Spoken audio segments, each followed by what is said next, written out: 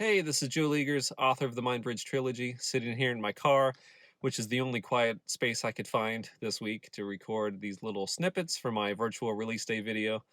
Anyway, if you're watching this, you probably know me. Hopefully, not everybody watching this knows me, so let me introduce myself. I'm a K-5 music teacher, classical guitar professor, organist, amateur surgeon, and people who do know me probably don't know this. Writing is actually a passion that predates music for me. Started writing in 5th grade, finished a 55,000 word book when I was in 6th grade.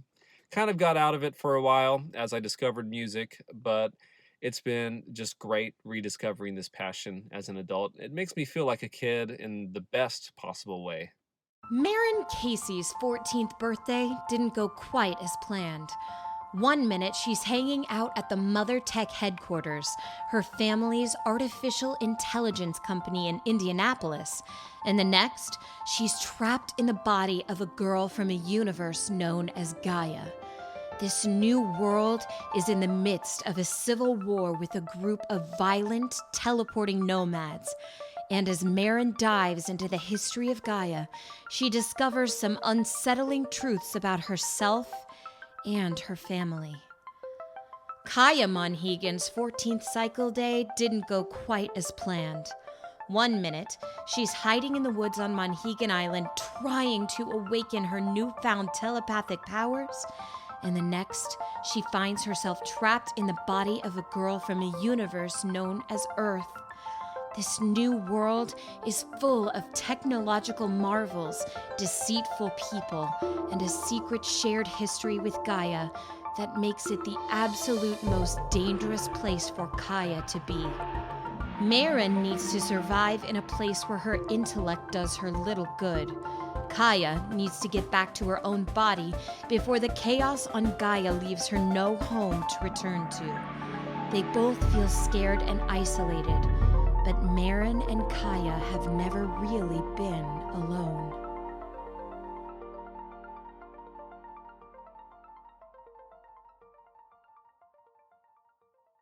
I would say readers who would enjoy it the most are probably going to be the ages of the main characters. And in the first book, the main characters are 14. In the next book, they're 15. And the one after that, they're 16, and then they turn 17 at the end of the book. So I would say those ages, about 14 to 17, would be best. But again, when I was 12 or even 10, I was reading books for much older people. I was reading Stephen King, 1984, and for the most part, understanding them and enjoying them. So I don't like setting age limits. I still read books for kids. I read the Harry Potter series again this year. My favorite series ever is Philip Pullman's His Dark Materials, which is a young adult series. Just this morning, I was watching cartoons. I was watching Samurai Jack in Adventure Time.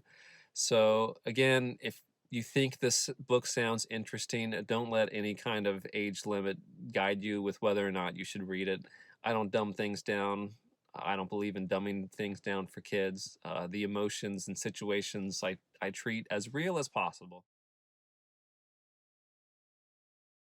The ebook is free everywhere except for Amazon.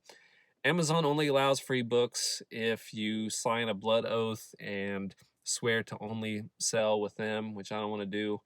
So I will say the Kindle Amazon edition is a little more polished looking, so it's not a waste of money for the $3 to download it. But everywhere else it's free. So Smashwords is a website. You can download it and read it on just about any reading app. So you could buy it on Smashwords for free and read it on a Kindle app or send it to a Kindle e-reader.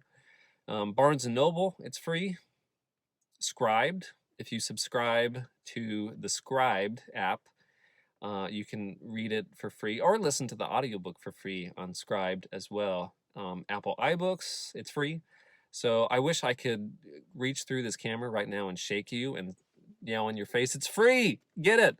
Even if you think you're not going to read it. If you want to spread the word, if you just like me as a person, you could pull out your phone every now and then and be like, hey, look, my friend wrote a book and here it is, it's free, go download it, dummy. Which, oh, what a coincidence, I've got it right here. Um, to really appreciate what the paperback looks like, you got to see it in person. Ashley Ellen Frary Art and Design did the cover. She's been a good friend of mine for years. Met her at the D'Alto Studio of Performing Arts, and it's just beautiful. If I'm being honest, it's not cheap. A nobody like me does a type of printing called on demand. So if you order the hardcover, it prints then and ships to you. So they just print one at a time. Now, a New York Times bestseller with an agent and a huge publisher will print thousands and thousands of copies at the same time, so cost per printing is a lot lower. Honestly, I make the same amount of money if somebody buys an ebook for $3 than if they buy this almost $24 hardcover. That doesn't matter to me. You know, if you want the sturdiest version with the nicest looking cover, hardcover is the way to go. Hi everybody, my name is Alex Leakers and I am the narrator for the audiobook version of The Bridge written by Joe Leakers, who coincidentally I happen to be married to. I love that guy a lot. I'm coming at you live from inside my closet. Woohoo! I know you guys got a video from Joe from inside our Buick LeSabre. We are the proud parents of a 3-year-old and a 2-year-old. So silence is a luxury that we don't get a lot of these days. So if we want to do something important that requires silence, we have to hide somewhere to do it. So I am thrilled to be hiding out in my closet to tell you that The Bridge is available starting today. I was so honored when Joe asked me to be a part of this process and to narrate the audiobooks, and I think I passed the audition because I will also be narrating the second and third parts of the book series. And I'm so excited to say that I've checked off a bucket list item of narrating an audiobook, and doing that while reading my husband's words has just been very thrilling. Please feel free to check out this book today. Joe has worked so incredibly hard. I have worked so incredibly hard. Not only is Joe a writer, but he's a terrific husband, a wonderful father. He's an elementary school music teacher, a church organist, an adjunct professor of classical guitar at a university. He's also been helping out with our virtual rehearsals for a musical that we're both involved in. He does all the things. He wears all the hats. And out of all the hats that he wears, I know that this one is his favorite. This is a dream that has been close to his heart since he was a little boy. So please check out The Bridge, written by Joe Leakers, that's dropping today. And if you do, I will give you a virtual high five. Yeah, The Bridge, available today. Check it out.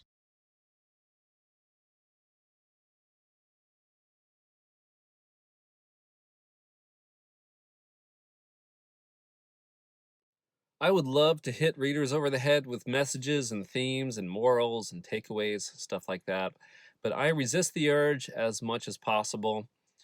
I think that readers are smarter than me and can often come up with better conclusions than I do. Now, that being said, I can kind of invite you into my head for a little bit.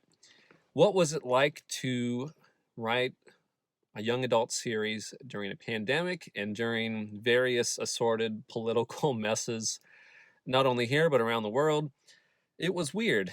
And understand, I wrote the first book 3 years ago. So I wrote the first book just as I was having my first kid. I remember sitting there writing it and her learning how to walk.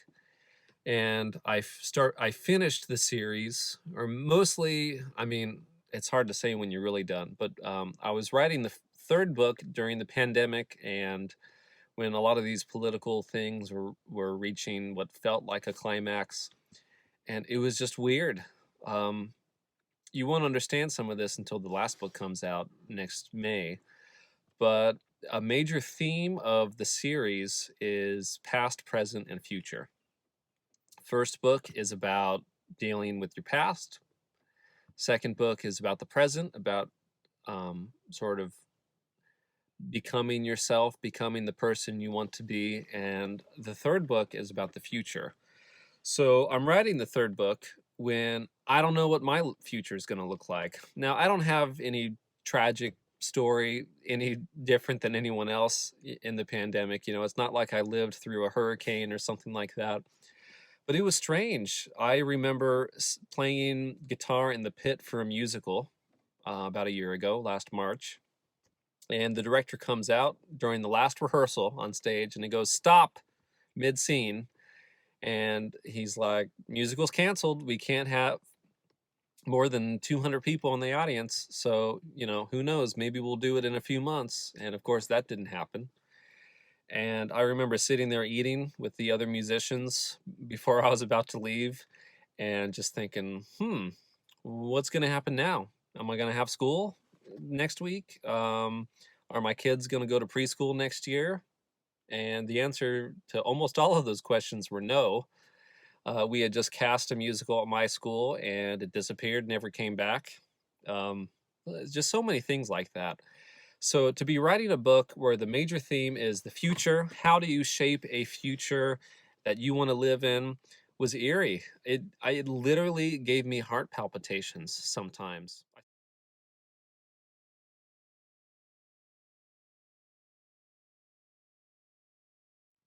What kind of relayer would I most like to be? So first I have to explain what relaying is. In my book series, relaying is kind of like magic, but I don't call it that because, again, this is not Lord of the Rings. This is more like something like The Last Airbender. But there are different types of relaying. You can be an externalist, which means you can control things outside of your body, like you can float things around with your mind. You can be an internalist, which means you can pull power into your body, making yourself stronger. You can be a conjurist, where you can control the elements. You can create fire with your mind, stuff like that, lightning, wind, electricity. You can be a spatialist, where you can control the distance between things. You can teleport, you can touch people and teleport them or teleport objects. Or you can be a spiritualist, which I'm not even going to talk about them. Um, what they can do is pretty interesting and almost unexplainable. So, you know, read the book. But I would definitely want to be a spatialist where I can teleport because I'd love to be like, bam, Chicago style pizza. Bam, Nashville hot chicken. Bam, orange chocolate chip ice cream on Boothbay Harbor. And yes, my answer is 100% food related.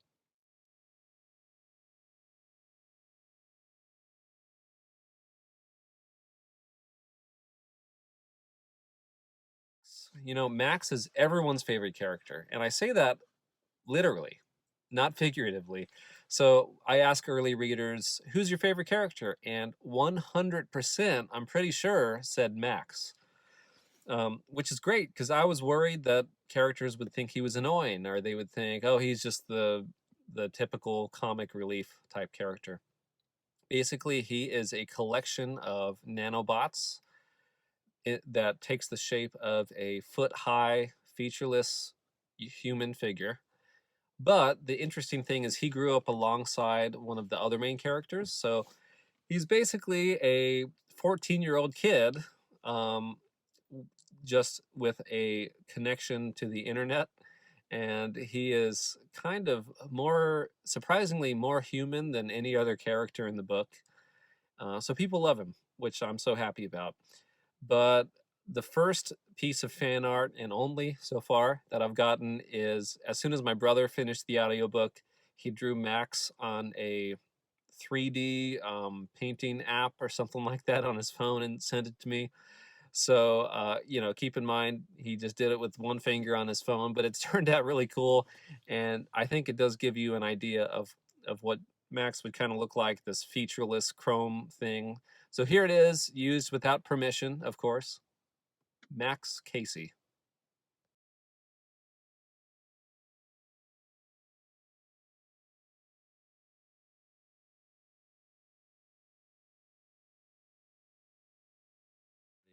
I am so glad someone asked this question. Honestly, it was a big source of anxiety for me for a long time. And surprisingly, I do have an answer. And I'm not joking, I do have an answer. As a piano player, I would love to own an accordion, but who needs an accordion when your brother bought you a melodica?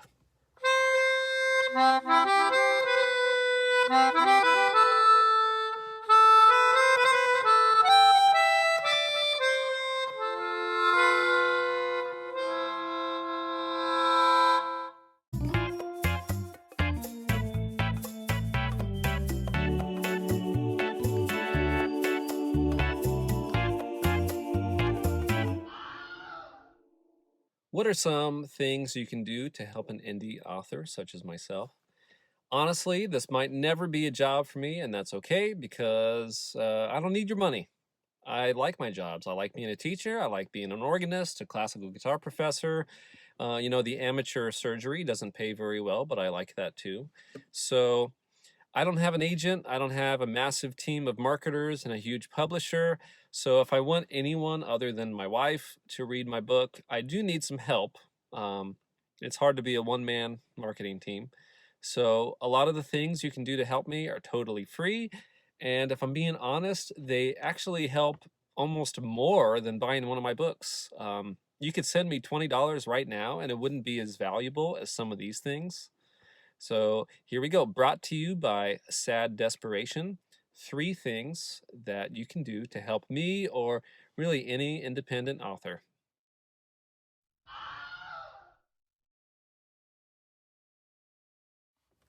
Leave a review somewhere for the bridge. Seriously, if you end up reading the book, even if you have read one of the free ebooks, please leave a review, a rating and a review. Here's an analogy I'm coming up with in 3 seconds.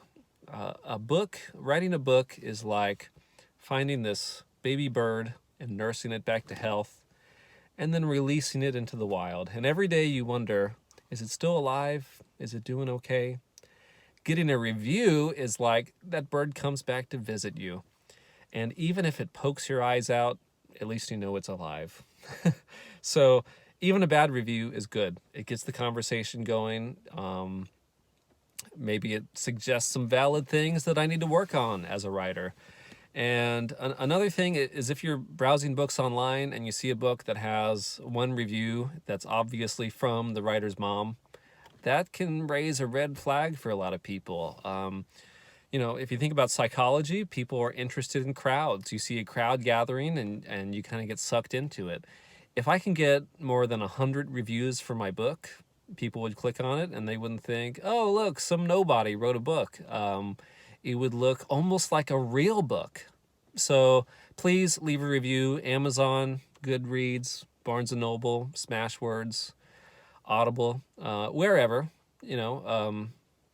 on Amazon, if you buy the book, it gives you a verified purchase review. So that's extremely helpful for me. On Audible, you have to have actually bought the audiobook and listened all the way through. So if you have listened on Audible, that is really helpful to leave a review there. Or, if you've listened to it or read it for free, you can leave a review on Smashwords, Barnes & Noble, Goodreads, whatever. I would really appreciate it. If you have already left a review, high five.